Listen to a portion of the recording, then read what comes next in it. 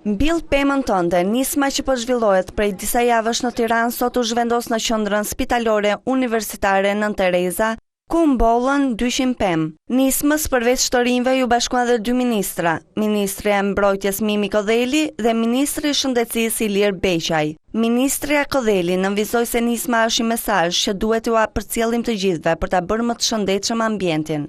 Ta mbjellim pemën tonë.